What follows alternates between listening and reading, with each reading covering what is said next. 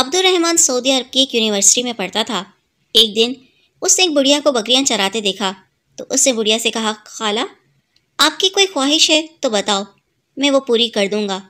وہ بولی، میں حج کرنا چاہتی ہوں لیکن میرے ساتھ حج پر جانے والا محرم کوئی نہیں ہے۔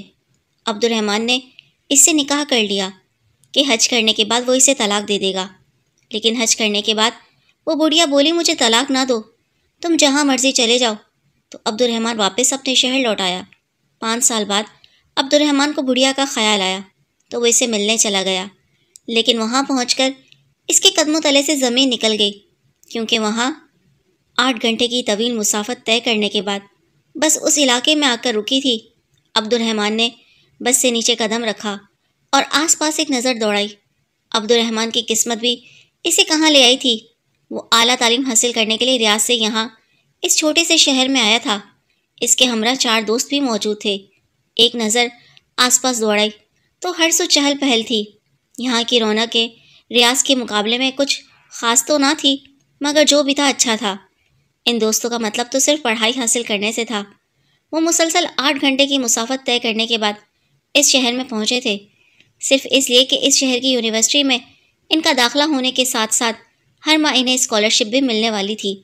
چونکہ یہ یونیورسٹی نئی تھی، اس لیے عبد الرحمن جیسے کئی طالب علموں کے لیے کئی سنہری موقع فراہم کر رہی تھی۔ چند روز بعد ہی پڑھائی شروع ہو گئی۔ شروع میں پڑھائی کا بوجھ کچھ زیادہ نہیں ہوتا۔ یہی وجہ تھی کہ عبد الرحمن خود کو پڑھائی میں مصروف رکھنے کے باوجود بھی اپنے گھر والوں کو یاد کرنے لگا تھا۔ گھر میں ماں باپ اور ایک چھوٹی بہن ہی تھی، جن کی کمی سے یہاں آ کر شدید محسوس ہونے لگی تھی۔ ابھی بھی وہ ان سے فون پر بات کرنے کے بعد یوں ہی بیٹھا بور ہونے لگا تو سوچنے لگا کہ باہر کا چکر لگایا جائے۔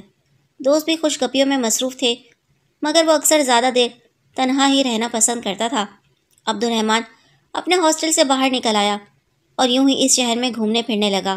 پہلے تو شہر کی رونقیں اور رنگینیاں دیکھتا رہا، پھر یوں ہی چلتے چلتے شہر کی رنگینیوں سے ہٹ کر ایک کچے سے راستے کی جانب جانے لگا، جہاں ہر سو سبزہ ہی سبزہ تھا۔ آس پاس کئی لوگ آ جا رہے تھے، بچے کھلی زمینوں پر کھیل کود میں مصروف تھے کہ تبھی عبد الرحمن کو ایک جانب سے چھوٹی سی سڑک سے ایک خاتون آتی ہوئی دکھائی دی۔ نہ چاہتے ہوئے بھی وہ اس خاتون کو دیکھنے لگا، جو کہ بوڑھی تھی۔ سر کے بال اس کے سفید ہو چکے تھے، مگر اس کے باوجود بڑے ہی سلیقے سے اس نے اپنے سر پر دوپٹہ اوڑھ رکھا تھا۔ ہاتھ میں ایک لاٹھی تھامے وہ اپنی بکریوں کو ایک قطار میں آگے کی جانب لے کر جا رہی تھی۔ اتنی زیادہ بکریوں کا ریوڑ اور وہ اکیلی جان ان سب کو لاٹھی سے اشارہ کرتی ایک جانب کو لے کے جا رہی تھی۔ وہ منظر کچھ ایسا تھا کہ عبد الرحمن وہیں پر رک کر دیکھنے لگا۔ وہاں پر آس پاس سوائے اس کے اور کوئی بھی موجود نہیں تھا۔ وہ بکریاں بھی جسے ان کا ہر حکم مان رہی تھی، اور اگر کہتی اس طرف چلو تو بکریاں تو جیسے کسی انسان کی طرح اس کی ہر ایک بات پر عمل کرتی اسی جانب رخ کر دیا کرتی تھیں۔ عبد الرحمن بغور اس عورت کو وہیں پر کچھ دوری پر کھڑا دیکھنے لگا۔ ایسا نہیں تھا کہ وہ کچھ غلط سوچ رکھنے والا شخص تھا یا نیت میں کھوٹ تھی۔ در حقیقت عبد الرحمن کی نظریں نہ جانے اس کے چہرے میں کیا کھوج رہی تھی۔ بے ساختہ اس کا دھیان بوڑھی خاتون کی جانب گیا۔ بوڑھی عورت اس عمر میں یہ سارے کام کرتی پھر رہی تھی، نہ جانے اس کا کوئی والی وارث تھا بھی کہ نہیں، جو خود اکیلے ہی یہ ساری ذمہ داری اٹھا رہی تھی۔ کچھ دیر بعد ہی وہ اپنی بکریوں کو لیے ایک چھوٹے سے گھر کی جانب چل دی، جس کی 4 دیواری اس قدر چھوٹی تھی کہ وہ گھر کے اندر چلی گئی، اس کے باوجود دکھائی دے رہی تھی۔ بوڑھی عورت نے اپنی بکریوں کو ایک جانب باندھا اور پھر اندر کمرے میں چلی گئی۔ تبھی ایک شخص وہاں سے گزرا جو کہ اسی علاقے کا رہنے والا تھا۔ عبد الرحمن سے پوچھنے لگا کہ بھائی، یہ بوڑھی عورت کیا اس مکان میں اکیلی رہتی ہے؟ اس کا شوہر یا بیٹے بھائی کدھر ہیں؟ یہ سن کر وہ شخص گہری سانس خارج کر کے بولا، ارے بھائی اب کیا بتائیں تمہیں، اب تم پوچھ ہی رہے ہو تو سنو۔ میں خود بچہ تھا تب سے اسے اکیلے ہی یہاں پر دیکھ رہا ہوں۔ یہ خاتون 18 سال کی تھی جب شادی ہو کر اس علاقے میں رہنے کے لیے آئی تھی۔ اس کا شوہر بڑا ہی نیک اور خدا ترس قسم کا شخص تھا۔ سارے گاؤں میں ان کی بڑی عزت تھی، مگر شادی کے چند ہفتوں بعد ہی اس خاتون کا شوہر وفات پا گیا۔ ساس سسر تو سر پہ موجود نہ تھے۔ آس پاس کے لوگوں نے تو یہ کہہ کر جینا حرام کر دیا کہ دیکھو تو کیسی منوس نکلی، آتے ہی اپنے شوہر کو کھا گئی۔ مگر چند روز بعد یہ خبر بھی سامنے آئی کہ یہ خاتون حاملہ ہے۔ یہ خبر ان خاتون کے لیے بڑی خوشی کی خبر تھی، کہ ان کے شوہر کی نشانی ان کے پاس آنے والی ہے، مگر یہاں پر بھی ان لوگوں نے انہیں چین نہیں لینے دیا۔ طرح طرح کی باتیں ہونے لگی، لوگ انہیں برا سمجھنے لگے، کہنے لگے کہ یہ خاتون بھلا کیسے حاملہ ہو سکتی ہے، اس کے شوہر کو مرے ہوئے تو وقت بیت چکا ہے۔ ایسی باتیں سن سن کر تو وہ خاتون روتی رہتی، اپنے گھر سے باہر نکلنا بھی چھوڑ دیا، اور پھر یہ خبر ملی کہ اس خاتون کا ہونے والا بچہ وقت سے پہلے ہی مر چکا ہے۔ اس کے بعد کئی لوگ آئے، کئی لوگ گئے، سب اپنی اپنی زندگیوں میں مصروف ہو گئے، مگر بوڑھی خاتون یوں ہی تنہا اس گاؤں میں اپنی بکریوں کے ساتھ رہنے لگی۔ کتنی ہی دیر عبد الرحمن وہاں پر کھڑا اس خاتون کے گھر کو دیکھتا رہا، جو اس گھر کے سارے کام اکیلے ہی کر رہی تھی۔ بہرحال وقت کافی بیت چکا تھا، اس لیے وہ واپس اپنے ہاسٹل میں آ گیا۔ چند روز بعد دوبارہ شام کے وقت چہل قدمی کے لیے وہ نکلا، تو ایک مرتبہ پھر اس راستے سے گزر ہوا۔ وہ بوڑھی خاتون اسے ایک مرتبہ پھر نظر آئی تھی۔ اس کے دل میں اس خاتون کے لیے ایک عجیب سی انسیت پیدا ہو گئی۔ اس کا دل چاہا کہ وہ جا کر اس بوڑھی خاتون سے بات کرے، اسے اس کے بارے میں پوچھے، مگر یہ سوچ کر قدم روک لیے کہ وہ خاتون کیا سوچے گی۔ نہ ہی وہ اس کا کوئی رشتہ دار ہے اور نہ ہی کوئی جان پہچان، بھلا ایسے کسی کے گھر جا کر اس سے بات کرنا کہیں اس خاتون کو برا ہی نہ لگ جائے۔ یہ سوچ کر وہ وہیں پر چہل قدمی کرتا رہا، مگر اس گھر کے اندر جا کر یا اس خاتون سے کوئی بات کرنے کی کبھی ہمت ہی نہیں کر پایا تھا۔ موسم بدلا تو ساتھ ہی بارشیں بھی شروع ہو گئی۔ اس رات عبد الرحمن اپنے ہاسٹل میں ہی سو رہا تھا، جب بڑی دیر تک بادل گرجتے رہے اور پھر زور و شور سے بارش کی آواز آنے لگی۔ اس کی آنکھ کھل چکی تھی۔ وہ اٹھا اور اٹھ کر کھڑکی سے باہر کا منظر دیکھنے لگا۔ آسمان پر ابھی بھی بجلی کے چمکنے کے آثار موجود تھے۔ تبھی اسے اس بوڑھی خاتون کا خیال آیا، جو کہ اس کچے چھوٹے سے جھونپڑی نما گھر میں رہ رہی تھی۔ جس قدر طوفان تھا، اسے تو اس بڑھیا کی فکر ہونے لگی تھی۔ وہ رات جیسے تیسے گزری اور اگلے ہی روز وہ پڑھائی کے بعد اس علاقے کی جانب جانے لگا۔ آج تو وہ ہر حال میں اس بوڑھی خاتون سے بات کرنے والا تھا۔ کل رات کے مقابلے میں آج موسم صاف تھا، سورج پوری آب و تاب سے چمک رہا تھا۔ جیسے ہی وہ اس گھر کے باہر پہنچا تو بوڑھی عورت نے گھر میں مٹی سے گاڑا بنا کر رکھا تھا۔ وہ اکیلی جان اپنی چھت کو اس سے لیپ کر رہی تھی۔ پہلے چھت پر مٹی لیپتی، پھر بوسیدہ سی سیڑھی اتر کر دوبارہ مٹی بھر کر اوپر لے جاتی۔ عبد الرحمن گھر میں داخل ہوا اور بوڑھی خاتون کو سلام کیا۔ بوڑھی خاتون نے بھی مسکرا کر سلام کا جواب دیا۔ پھر رسمی سلام دعا کے بعد عبد الرحمن نے اس خاتون کو بالٹی میں مٹی بھر کر دینا شروع کی، تو وہ خاتون منع کرتی رہ گئی کہ میں کر لوں گی، تم اتنی مشقت مت اٹھاؤ۔ مگر عبد الرحمن تو جیسے دل ہی دل میں سکون محسوس کر رہا تھا۔ سارا کام کروانے کے بعد وہ وہیں صحن میں بیٹھا ہوا تھا کہ خاتون عبد الرحمن کے لیے میٹھی گڑ کی بنی روٹیاں لے کر آئی تھی، جسے کھا کر تو جیسے اس کی تھکاوٹ اتر چکی تھی۔ اس سے مسکرا کر بوڑھی خاتون کا شکریہ ادا کیا، پھر جو ہی سوچتے ہوئے کہنے لگا، خالہ، کیا آپ کی کوئی ایسی خواہش ہے جو ادھوری رہ چکی ہو؟ کوئی ایسی تمنا جو آپ کے دل میں موجود ہو؟ ہر انسان کی طرح آپ بھی چاہتی ہوں گی کہ بس ایک بار آپ کی وہ خواہش پوری کر دی جائے۔ یہ سن کر بوڑھی خاتون کے چہرے کا رنگ متغیر ہوا تھا، سفید رنگت میں پھیری سرخی اور آنکھوں سے آنسو جھلکنے لگے۔ کہنے لگی، ہاں، میری بھی ایک ایسی خواہش ہے، مگر وہ خواہش کبھی پوری نہیں ہو سکتی۔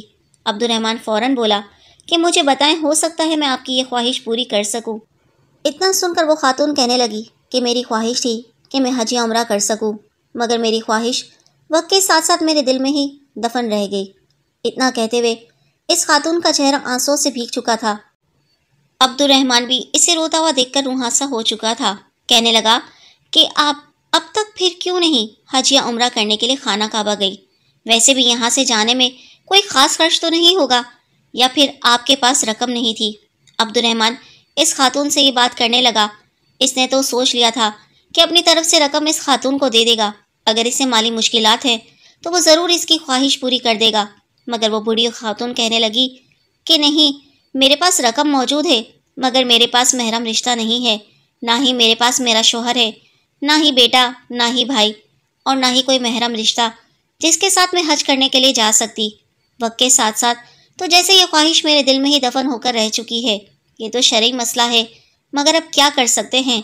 اتنا کہہ کر وہ خاتون روتے ہوئے وہاں سے اٹھ کر کمرے میں چلی گئی، اور عبد الرحمن بھی واپس اپنے ہاسٹل آ گیا۔ اس رات اس کی آنکھ نہیں لگی تھی۔ اس نے جس مان سے اس خاتون سے کہا تھا کہ وہ اس کی ہر خواہش کو پورا کرے گا، اور یوں اب اس کی یہ خواہش سن کر وہ چاہتے ہوئے بھی اس کی خواہش پوری نہیں کر پا رہا تھا۔ یہ بات اسے اندر ہی اندر جھنجھوڑ رہی تھی کہ آخر وہ اس خاتون کی کیسے مدد کرے، کیسے اس کا محرم رشتہ ڈھونڈے جو اس کو خانہ کعبہ کی زیارت کروا سکے۔ ساری رات وہ یوں ہی سوچتا رہا کہ جب اچانک خدا کی طرف سے اس کے دل میں الہام کی طرح ایک بات آئی تھی۔ اس کے ذہن میں یہ بات آئی کہ کیوں نہ وہ اس عورت سے نکاح کر لے، صرف اس لیے کہ نکاح کے بعد وہ اس کا محرم ہو جائے گا اور وہ یوں اسے حج کروانے کے لیے بھی لے جائے گا۔ اس طرح جیسے ہی وہ حج کر لے گی تو وہ وہاں سے واپس آ کر اسے طلاق دے دے گا۔ یہ خیال اچھا تھا، مگر وہ ڈرتا بھی تھا۔ کچھ تو معاشرے کا بھی اسے ڈر تھا، کیونکہ وہ ایک 20-21 سالہ نوجوان تھا، جبکہ وہ خاتون اپنے بڑھاپے میں قدم رکھ چکی تھی۔ یہی سوچتے ہوئے وہ کتنے ہی روز تک دوبارہ اس جانب نہ جا پایا، مگر پھر اس بارے میں اس نے ایک عالم دین سے مشورہ لینے کا سوچا۔ وہ اس روز یونیورسٹی نہیں گیا تھا۔ اس نے ایک جانے مانے عالم دین کے بارے میں پوچھا اور پھر سیدھا ان کے گھر تشریف لے گیا۔ جب اس بارے میں اپنے خیالات بیان کیے تو وہ عالم دین کہنے لگے کہ اس میں کوئی دقت نہیں ہے، نہ ہی ہمارے دین میں عمر متعین کی گئی ہے۔ اگر تم ایک نیک عمل کے تحت اس خاتون سے نکاح کرنا چاہتے ہو تو بے شک کرو، مگر اس میں اس خاتون کی رضامندی شامل ہونا ضروری ہے۔ یہ سن کر وہ لڑکا بھی مطمئن ہو چکا تھا۔ اگلے روز جب وہ اس خاتون کے گھر گیا تو وہ خاتون اپنی بکریوں کے لیے چارہ کاٹ رہی تھی۔ اس لڑکے کو دیکھ کر اس کے چہرے پر ایک مسکراہٹ سی پھیلی، پھر اسے کہنے لگی کہ بتاؤ لڑکے، کیا بات ہے، آج کیوں میرے اس غریب خانے میں ایک مرتبہ پھر چلے آئے ہو؟ یہ سن کر عبد الرحمن مسکرایا اور پھر ڈرتے ڈرتے اپنے لبوں سے یہ بات کی کہ میں آپ سے نکاح کرنا چاہتا ہوں۔ یہ سن کر تو اس عورت کے چہرے کا رنگ اڑ چکا تھا۔ وہ حیرت سے اس کا چہرہ دیکھنے لگی اور پھر وہاں سے اٹھ کھڑی ہوئی، کہنے لگی تم جانتے بھی ہو یہ کیا کہہ رہے ہو؟ یہ سن کر عبد الرحمن کہنے لگا کہ جی ہاں، میں چاہتا ہوں کہ آپ کی اس خواہش کو ضرور پورا کروں۔ میں نے اس بارے میں بہت سوچا ہے اور پھر اس نتیجے پر پہنچا ہوں کہ میں آپ سے نکاح کر کے آپ کو ضرور حج کرواؤں گا۔ اس کے بعد حج سے واپسی پر میں آپ کو طلاق دے دوں گا۔ ویسے بھی میری پڑھائی پر یہاں پر مکمل ہو جائے گی، میں واپس اپنے شہر چلا جاؤں گا اور آپ اپنی آگے کی زندگی یہاں پر معمول کے مطابق گزار لینا۔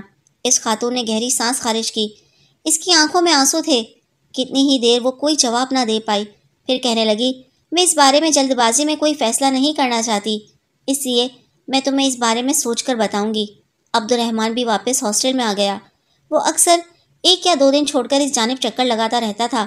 جب ایک روز اس کے ہاسٹل میں ایک شخص اسے پیغام دینے آیا کہ وہ بوڑھی خاتون اس سے ملنا چاہتی ہے، اس کے ساتھ موجود لڑکے حیرت سے اسے دیکھنے لگے کہ آخر یہاں اس کی کون سی رشتہ دار نکل آئی۔ بہرحال وہ سب کو نظر انداز کرتا ہوا اس خاتون کے گھر پہنچا۔ جب اس کے گھر داخل ہوا تو وہ ایک جانب کو بیٹھی ہوئی قرآن مجید کی تلاوت کر رہی تھی۔ اس کی موجودگی محسوس کر چکی تھی، مگر اس نے تلاوت جاری رکھی۔ پھر تب تک عبد الرحمن ایک جانب بیٹھا رہا۔ جب خاتون قرآن پاک پڑھ چکی تو اس کی جانب مخاطب ہوئی، کہنے لگی کہ لڑکے، میں نے تمہاری بات پر بہت غور و فکر کیا۔ ہماری نیت کیا ہے یہ ہمارا رب بخوبی جانتا ہے، اس لیے میں تم سے نکاح کرنے کے لیے تیار ہوں۔ یہ سن کر عبد الرحمن بھی مطمئن ہو چکا تھا۔ اگلے ہی روز اس نے اپنے دوستوں کو ساتھ لیا اور اس خاتون کو بھی اپنے ساتھ لے کر عدالت چلا گیا، جہاں پر قاضی کے سامنے انہوں نے نکاح کیا تھا۔ یہ رشتہ دونوں کی باہم رضامندی سے طے ہو رہا تھا، اس لیے کوئی کسی بھی طرح کا اعتراض نہیں کر پا رہا تھا۔ ایک ہی ماہ بعد حج شروع ہونے والا تھا۔ تب تک وہ خاتون عبد الرحمن کے نکاح میں ہی تھی۔ نکاح کے بعد عبد الرحمن واپس ہاسٹل میں چلا آیا۔ چند روز بعد وہ اس خاتون کے پاس چکر لگاتا، کبھی گھر کے کسی کام میں اس کی مدد کروا دیتا تو کبھی اس کے لیے کوئی کھانا لے جاتا۔ ہر بار ہی وہ عورت منع کیا کرتی تھی کہ تم میری خاطر کچھ مت کرو، مجھے تم سے کچھ نہیں چاہیے، تم نے مجھ پر جو احسان کر دیا ہے وہی بہت ہے۔ کچھ ہی ہفتوں بعد وہ دونوں حج کی ادائیگی کے لیے وہاں سے نکل چکے تھے۔ خانہ کعبہ کو اپنے سامنے دیکھ کر وہ خاتون بے ساختہ سجدے میں گر چکی تھی۔ کتنی ہی دیر سجدے میں گر کر روتی رہی۔ حج کے تمام تر امور اس نے بخوبی سر انجام دیے تھے۔ وہیں عبد الرحمن بھی خوش تھا کہ اللہ تعالیٰ نے اس نیک کام کے لیے اسے چنا۔ مکہ مکرمہ کے بعد وہ مدینہ منورہ بھی گئے۔ تمام تر زیارت کرنے کے بعد جب وہ واپس اپنے علاقے میں پہنچے تو وہ خاتون عبد الرحمن کا شکریہ ادا کرنے لگی۔ عبد الرحمن واپس اپنے ہاسٹل آ چکا تھا، کیونکہ اس وقت طلاق کے معاملے پر بات کرنا مناسب نہ تھا۔ اگلے روز جب وہ واپس اس خاتون کے پاس گیا تو کہنے لگا کہ آپ سے نکاح کرنے کا مقصد صرف اور صرف آپ کو حج کروانا تھا۔ اب تو آپ کی یہ خواہش بھی پوری ہو چکی ہے، اس لیے میں چاہتا ہوں کہ اب آپ کو طلاق دے دوں۔ یہ سن کر اس خاتون کا چہرہ متغیر ہوا تھا۔ کہنے لگی مجھے طلاق دینا ضروری تو نہیں ہے، میں تو تمہاری زندگی میں کہیں بھی کوئی رکاوٹ نہیں ڈال رہی، نہ ہی تم سے اپنا خرچ مانگ رہی ہوں یا کسی بھی طرح کی کوئی ڈیمانڈ کر رہی ہوں۔ تم چاہو تو یہاں سے واپس چلے جاؤ، دوبارہ یہاں پر کبھی لوٹ کر نہ آنا، جا کر شادی کرو، اپنا گھر بساؤ، کل کو تمہارے بیوی بچے ہوں گے، مجھے کسی سے کوئی شکایت نہیں، نہ ہی تم سے۔ ارے تمہارا تو مجھ پر بہت احسان ہے، مگر ایک اور احسان مجھ پر کر دو کہ مجھے طلاق نہ دو، میں اپنی آگے کی زندگی تمہارے نکاح میں گزارنا چاہتی ہوں۔ عبد الرحمن نے جب یہ سنا تو وہ حیرت میں مبتلا ہوا تھا۔ اس نے تو سوچا تھا کہ وہ اسے طلاق دے دے گا، مگر اس خاتون نے جب ایسا کہا تو عبد الرحمن سے انکار نہ ہوا۔ ویسے بھی وہ خاتون کوئی خاص چالاک یا تیز ترار بھی نہ تھی جو کل کو اس کے لیے کوئی مسائل کھڑے کر سکتی تھی، اس لیے اس نے طلاق نہ دی اور واپس اپنے ہاسٹل آ گیا۔ ہفتوں بعد کبھی کبھار اس خاتون کے پاس جاتا اور اسے دل کی باتیں کرایا کرتا۔ پھر جب اس کی پڑھائی مکمل ہو گئی تو عبد الرحمن اپنی ڈگری لے کر واپس اپنے گھر چلا گیا۔ گھر جاتے ہی اپنے گھر والوں ماں باپ کی محبت دیکھی تو جیسے وہ تو سب کچھ بھول ہی گیا تھا، یہ بھی بھول گیا تھا کہ اس کی ایک بیوی بھی تھی جسے وہ چھوڑ کر آیا تھا۔ کئی سال یوں ہی گزر گئے۔ اس کا تو وہ حساب تھا کہ نیکی کر اور دریا میں ڈال، اس لیے اس نے اپنے لیے نوکری ڈھونڈی اور اپنی فیملی کے ساتھ خوش رہنے لگا۔ اس کی شادی کی بھی بات آ گئی تھی جب ایک مرتبہ اس کے کچھ دوست اس سے ملنے آئے اور یوں ہی ہنسی مذاق سے کہنے لگے کہ تمہاری پہلی بیوی کا کیا حال ہے، تم تو جیسے اسے بھول ہی گئے ہو۔ وہ اس بوڑھی خاتون کو لے کر مذاق کرنے لگے تھے۔ اس پر عبد الرحمن مسکرا اٹھا اور کہنے لگا کہ میں تو بھول ہی بیٹھا تھا کہ میں نے خاتون سے نکاح بھی کیا تھا۔ تبھی اس کے دل میں ایک دم سے خواہش اٹھی کہ وہ ایک مرتبہ پھر جا کر اپنی اس بیوی سے ملے۔ نہ جانے کیوں اسے اس کی بے حد یاد آنے لگی تھی۔ جو بھی تھا وہ اس کی بیوی تھی اور اس کے ساتھ وہ ایک انسیت رکھتا تھا۔ اگلے ہی روز اس نے وہاں واپس جانے کا فیصلہ کیا اور دوبارہ بس پر بیٹھا اور 8 گھنٹے کی مسافت طے کر کے اس علاقے میں پہنچ گیا۔ جب اس گھر کے باہر پہنچا تو گھر کو تالا لگا ہوا تھا۔ آخر کو 5-6 سال بیت چکے تھے، کہیں اس بوڑھی عورت کا کوئی رشتہ دار آ کر اسے لے تو نہیں گیا تھا۔ یہی سوچتے ہوئے اس نے جب آس پاس کے گھر والوں سے پوچھا تو جو بات انہوں نے وہ بتائی وہ سن کر عبد الرحمن کے پیروں کے نیچے سے زمین نکل چکی تھی۔ کہنے لگے کہ وہ خاتون تو 1 سال پہلے وفات پا چکی ہے۔ پورا گاؤں اکٹھا ہو چکا تھا کیونکہ سب تو یہی جانتے تھے کہ اس خاتون نے حج کرنے کے لیے اس نوجوان سے نکاح کیا تھا۔ تبھی ایک بزرگ شخص جو کہ اس علاقے کی مسجد میں مؤذن تھے چلتے ہوئے عبد الرحمن کے پاس آئے، کہنے لگے کہ یہ لو تمہاری امانت۔ عبد الرحمن نے جب دیکھا تو وہ چابی تھی اس خاتون کے گھر کی۔ کہنے لگے کہ تمہاری بیوی کی ہر چیز کے وارث اب تم ہی ہو، یہ گھر بھی تمہارا ہے۔ میں نے اس خاتون کی نماز جنازہ کے بعد اس کے گھر کو تالا لگا دیا تھا اور اسی بھروسے پر تھا کہ اگر اس کا کوئی وارث آیا تو اسے دے دوں گا۔ عبد الرحمن نے وہ چابی لی اور پھر نہ چاہتے ہوئے بھی گھر کا دروازہ کھول کر اندر داخل ہو گیا۔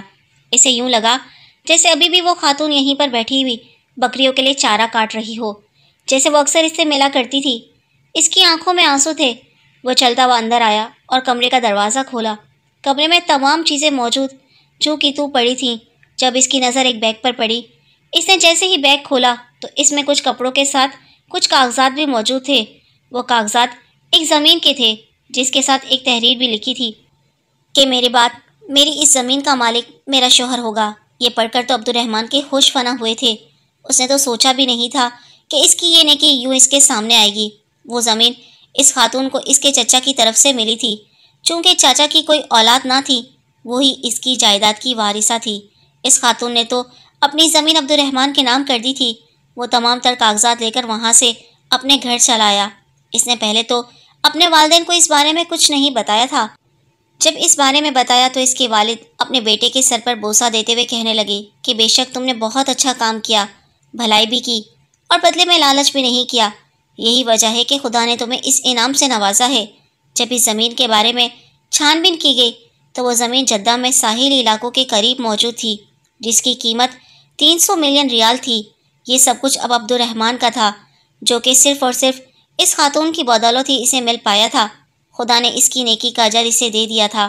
بے شک نیکی کرنے کے بعد اس کو بھول جانا ہی بہترین عمل ہے۔